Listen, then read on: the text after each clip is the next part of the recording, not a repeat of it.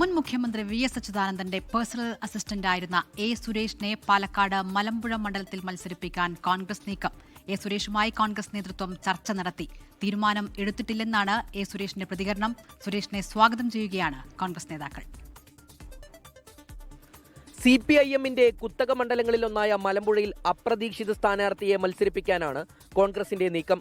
VS. അച്യുതാനന്ദന്റെ personal അസിസ്റ്റന്റും വിശ്വസ്തനുമായിരുന്ന എ. സുരേഷുമായി കോൺഗ്രസ് നേതാക്കൾ ചർച്ച നടത്തി. ഇക്കാര്യം എ. സുരേഷും സ്ഥിരീകരിച്ചു.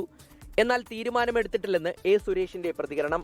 കോൺഗ്രസ് ലീഡേഴ്സ് KPCC ഉത്തരവാദിത്തപ്പെട്ട ഭാരവാഹികൾ സംസാരിച്ചിരുന്നു. ഇത് മാത്രമല്ല പല കാര്യങ്ങളും എന്നോട് സംസാരിച്ചിരുന്നു. തൽക്കാലം ഞാനൊരു തീരുമാനം എടുത്തിട്ടില്ല.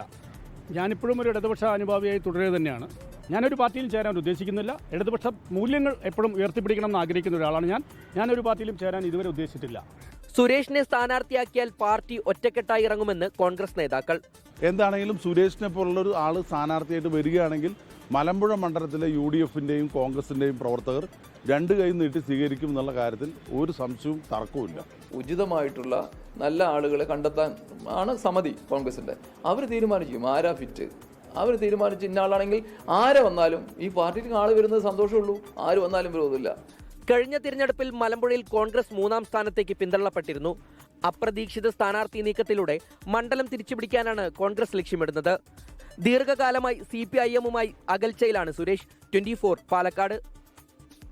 ലോകത്തെവിടെയായാലും ഏത് സമയത്തും 24 വാർത്തകളും ഓഗ്മെന്റഡ് റിയാലിറ്റി പാക്കേജുകളും എക്സ്പ്ലെയിനറുകളും വിശദമായി കാണാൻ ഞങ്ങളുടെ YouTube ചാനൽ നിങ്ങൾക്ക് സബ്സ്ക്രൈബ് ചെയ്യാം.